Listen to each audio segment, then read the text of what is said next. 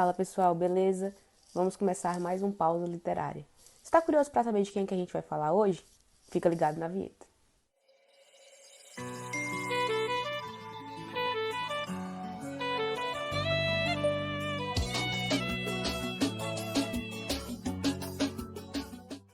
Avisa que é ele, Franz Kafka. Boa noite, galera. Eu me chamo Lara e é sobre a obra e a vida de Franz Kafka que nós vamos trabalhar um pouco na edição de hoje do nosso Pausa Literária.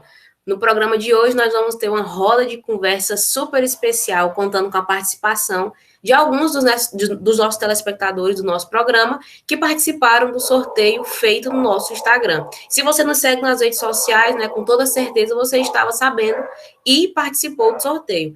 Agora a gente vai deixar os nossos convidados para lá de especiais se apresentarem. É com vocês, pessoal. Oi, boa noite. Meu nome é Débora, tenho 22 anos e falo do bairro Damas. Olá, boa noite. Eu sou a Fernanda Narrara, tenho 21 anos e eu falo daqui do Carlito. Boa noite, eu sou Marcos Vinícius, eu tenho 20 anos e eu falo aqui do Demócrito Rocha. Boa noite, me chamo Laís, tenho 19 anos e falo daqui do Jacarecanga.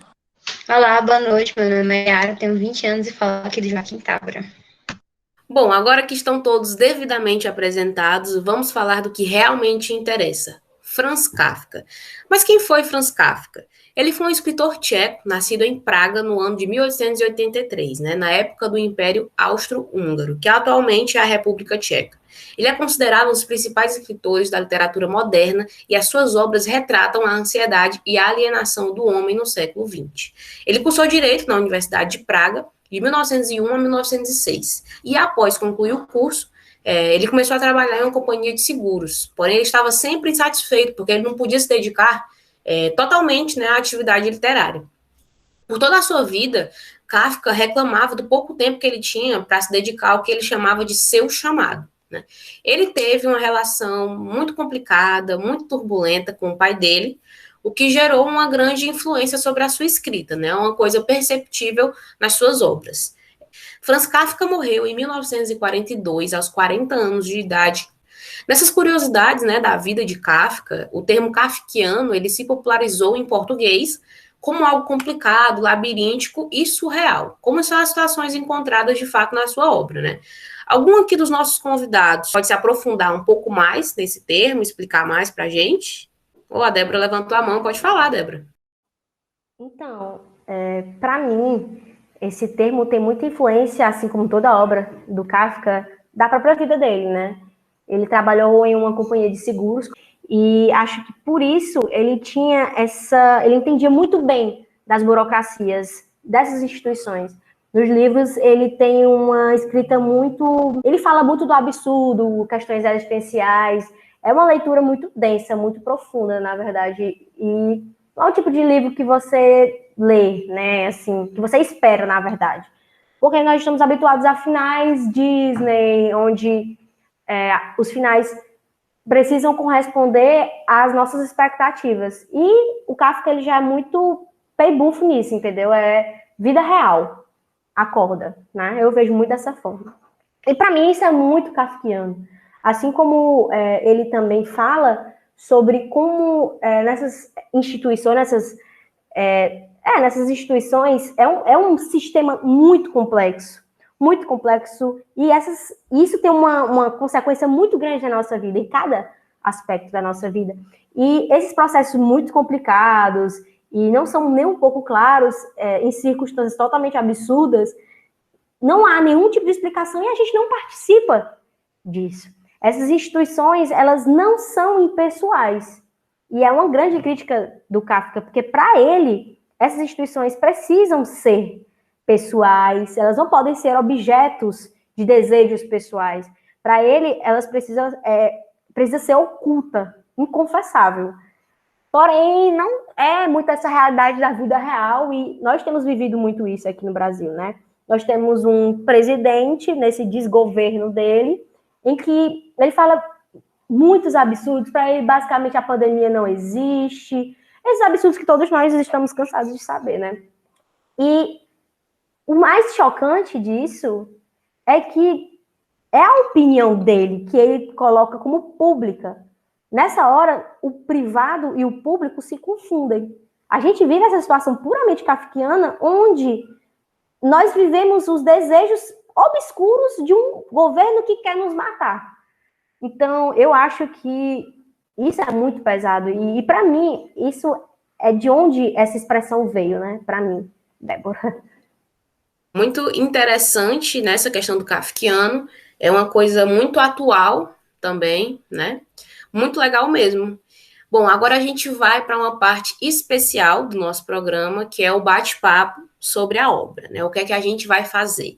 Vai ser feito um sorteio com as obras de Franz Kafka, e depois de sorteio feito e obra descoberta, os nossos participantes vão falar sobre a obra sorteada, né? E antes da gente começar o sorteio, no bate-papo de hoje, entre os nossos convidados, nós temos uma artista, uma pintora de belíssimos quadros, e que ela vai produzir um quadro hoje ao vivo, enquanto rola, né, o nosso bate-papo sobre o que estiver sendo dito. Vai ser muito legal, eu já estou muito ansiosa, né, para ver o resultado. Então, vamos sortear aqui, né? Lembrando que o sorteio vai ser feito manualmente mesmo por mim. Tem aqui uns papeizinhos com algumas das obras de Kafka, né? Vamos ver aqui, dar uma balançada para ninguém falar que é enrolação. Vou pegar aqui o papel. Aqui. Opa, isso aqui é bom, hein? Deixa eu ver aqui para vocês. A Metamorfose. A obra sorteada foi A Metamorfose. É uma obra famosíssima, né, do autor. E é bom que os nossos participantes tenham lido, né, que estejam afiados para poder falar aqui hoje. Vamos lá, pessoal, a gente vai dividir por partes, né? Essa obra ela é dividida em 3 capítulos, então a gente vai falando aqui por capítulos, né? Quem gostaria de falar sobre o primeiro? Lembrando que quem quiser acrescentar alguma coisa enquanto alguém estiver falando, pode falar também, pode ficar à vontade. Quem é que quer falar sobre o primeiro capítulo? Yara levantou a mão, pode falar, Yara. Boa noite. O que me chamou a atenção nesse primeiro capítulo foi o fato dele começar com o clímax, mas o clímax não ser seu foco principal. O foco principal é o trabalho de Gregor, a relação de Gregor com seu trabalho. E aí ele é exemplificado de 3 formas durante o capítulo. Da primeira é quando ele acorda, que é literalmente o primeiro parágrafo do texto, que é quando ele acorda e ele vê essas modificações físicas, ele vê que está passando por uma metamorfose, e ainda assim a sua preocupação é o fato de ele estar atrasado para o trabalho. A segunda forma que é exemplificada é a família dele, que mesmo que haja uma preocupação por parte da família por ele estar doente ou não, desse atraso dele, a maior preocupação é o fato dele não perder o emprego, porque ele é o provedor financeiro dessa família. E o terceiro é quando o gerente aparece na sua casa. É quando ele aparece e Gregor, ele em desespero na possibilidade de perder o emprego, e não na possibilidade das pessoas verem fisicamente ele. E aí eu consigo relacionar esse capítulo com um sistema capitalista em relação à superexploração do trabalhador, que o gerente aparece na casa dele mesmo, ele não faltando nunca, não ter faltado emprego durante 5 anos, e a gente consegue ver que o Gregor ele é o operário do sistema capitalista, ele é a figura operária do sistema capitalista, porque ele está ali apenas para produzir, e quando ele não faz isso, ele vira algo inútil à sociedade. Então, por isso que ele se preocupa mais com o fato de que ele precisa trabalhar para poder produzir para esse sistema do que com a própria aparência. Legal, Yara, obrigada pela sua contribuição. E sobre o capítulo 2, quem é que gostaria de falar? Marcos Vinícius levantou a mão, pode falar, Marcos Vinícius. No segundo capítulo do livro Metamorfose, o que mais chamou minha atenção foi a relação da família do Gregor com ele depois da transformação, né? Eles eram muito próximos e depois disso a relação ficou muito mais distante. Mas também um ponto a se destacar é que a única pessoa que sempre continuou tratando ele de uma forma mais humana, que ficou ali do lado dele sempre, foi a irmã dele, que era ela quem cuidava dele. Era sempre ela quem alimentava ele todos os dias, né? E ele realmente conseguia sentir isso por parte dela.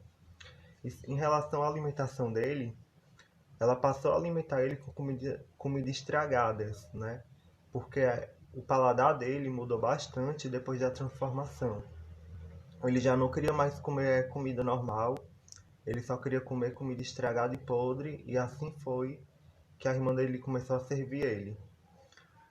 Também no segundo capítulo aborda a questão de que ele estava muito mal em relação ao distanciamento com a família. Então ele não queria perder esse vínculo que ele tinha com a família dele. Então ele passou a ficar o dia todo escutando conversas nas paredes.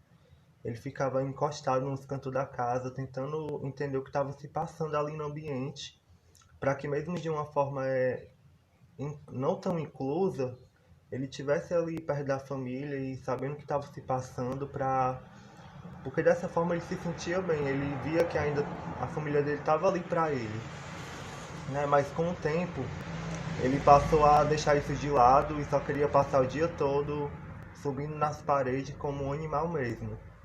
E quando a mãe dele e a irmã dele perceberam isso, que ele só queria passar o tempo subindo nas paredes, elas decidiram ir no quarto dele para retirar todos os móveis, porque já não fazia tanta serventia assim para ele. Mas nesse momento que elas iam tirar os móveis, aí ele percebeu que aqueles móveis ainda tinham um vínculo com ele, sabe? Um vínculo com o local, com os momentos com a família, ele ainda tinha uma ligação com aquilo. E foi nesse momento que ele tentou uma comunicação com a mãe e com a irmã, para que ele pudesse impedir isso, né? Só que nesse momento elas reagiram de uma forma estranha com ele, com medo, e atacaram ele, né? E aí o pai também entrou no meio e atacou ele com uma maçã, e essa maçã deixou uma marca nele que ficou encravada até o final do livro. Aí nesse mesmo capítulo, ele teve assim uma aceitação, né, com ele mesmo, com a metamorfose dele. Ele passou a se aceitar. Ele já não via como voltar atrás, né, nesse sentido. Ele já não via como voltar a ser humano. Então ele passou a se aceitar, mas ao mesmo tempo que ele se aceitou, ele tinha uma frustração porque ele queria apoiar a família dele, né, tanto moralmente como economicamente, porque ele sempre foi o apoio da família dele, né? Ele sempre trabalhou, sempre ajudou os pais, porque o pai já era cansado, doente, a mãe também, a irmã era muito nova. Então a família não estava preparada para passar por esse momento sem o Gregor. E quando ele mais precisou, a família não sabia como ajudar, porque já que foi sempre ele que esteve ali para ajudar eles, né? Nesse momento a família estava com a mão desatada, né? Porque não sabia como ajudar ele. E foi aí que a família teve que se readaptar com a nova vida, né? Até esse momento eles não pensavam em trabalhar, então eles decidiram alugar quartos na casa para pessoas que estavam viajando, né? Turistas. E é isso que eu tenho para falar sobre esse capítulo. Muito interessante. E por último, mais ou menos importante, o capítulo 3. Quem é que gostaria de falar sobre ele?